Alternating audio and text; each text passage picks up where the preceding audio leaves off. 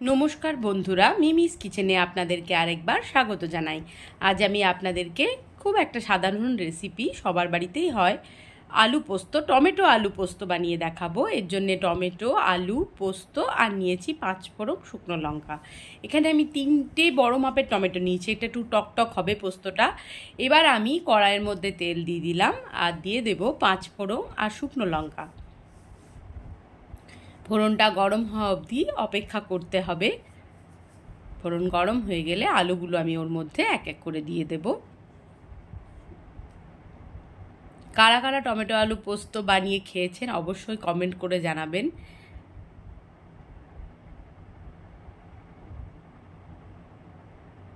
এই টমেটো আলু পোস্তটা কিন্তু শীতকালেই ভালো, শীতকাল বলতে যখন শীত যাব হয়, টমেটো প্রচুর পরিমাণে অ্যাভেলেবেল। আর দেশি টমেটোর লাল লাল বেশ পাকা পাকা টমেটোর এই পোস্তটা খেতে খুব ভাল লাগে। এবার আমি তেলের মধ্যে আলুগুলো দিয়ে দেব। পোস্ত তো সব রকম দিয়ে হয়, ফুলকপির পোস্ত, বাঁধাকপির পোস্ত, বেগুনের পোস্ত, ভিন্ডির পোস্ত, সব জিনিসের পোস্ত দিয়ে হয়, কিন্তু আলু পোস্ত খেতে কিন্তু সত্যি করেই খুব ভাল লাগে। আলু পোস্তর স্বাদটা একদম অন্যরকম হয়। আর এটা আবার টমেটো আলু পোস্ত।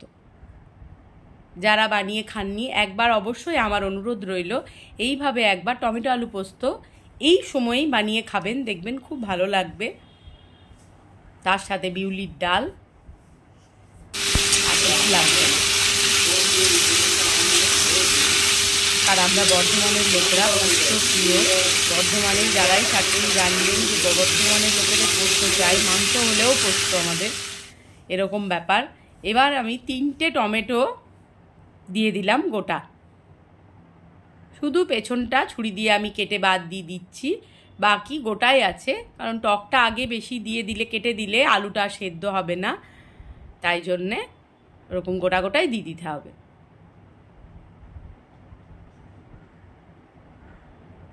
আলু টমেটো ভাজা মতন হয়ে গেলে এবারে আমি একটা গোটা লঙ্কা ওর মধ্যে দিয়ে দিলাম। খানিকক্ষণ নাড়াচাড়া করে দিয়ে দেব পরিমাণ মতন জল।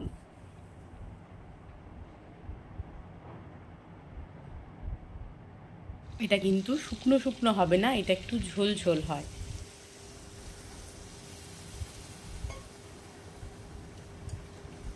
আজকে এই রান্নাটা করতে করতে আমার বাড়ির কথা খুব মনে পড়ছে, কারণ বাড়িতে এই রান্নাটা খুব হতো আগে এরকম সময়।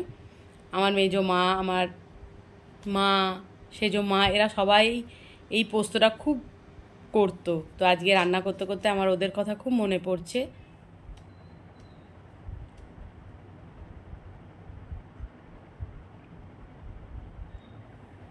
দিনগুলো সব কেমন করে যেন চলে যাচ্ছে, আমরা কত বড় হয়ে গেছি। এখন আমরাও কারুর মা, কিন্তু একদিন যখন আমরাও ছোট ছিলাম তখন আমাদেরকে মারা এভাবেই রান্না, নানান ধরনের নিত্য নতুন রান্না করে করে খাওয়াতো।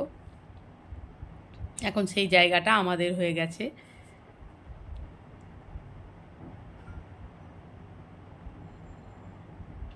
ঢাকনা খুলে একবার করে নেড়ে নিচ্ছি, দেখে নিচ্ছি যে টমেটো আলুটা সেদ্ধ কতটা হয়েছে।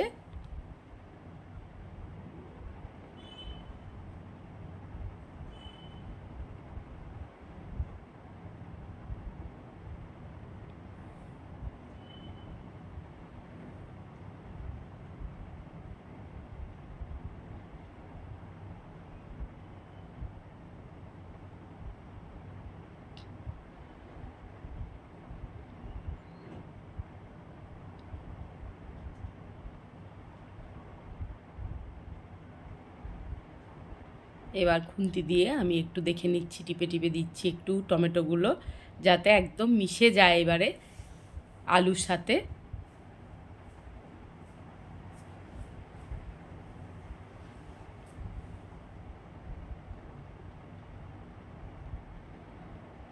পোস্তটা দেওয়ার পর বেশি ফোটালে না ভালো লাগে না, ছানা ছানা মতন হয়ে যায়। পোস্তটা দেওয়ার পরে বেশি আর ফোটালে চলবে না।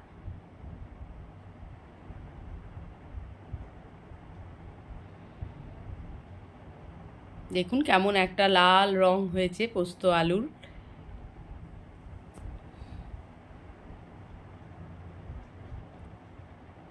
খেতেও দুর্দান্ত হয়, অসাধারণ একটা পোস্তর এটা রান্না, টমেটো আলু পোস্ত।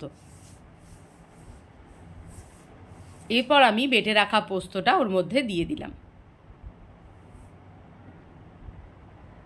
খুন্তি দিয়ে মিশিয়ে নেব।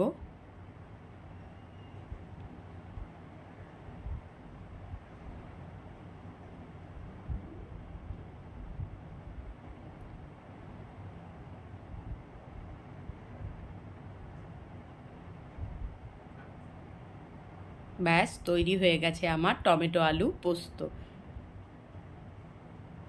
ভিডিওটি যদি ভালো লাগে তাহলে like, comment, share and subscribe করে আমার পাশে আপনারা এইভাবেই থাকবেন।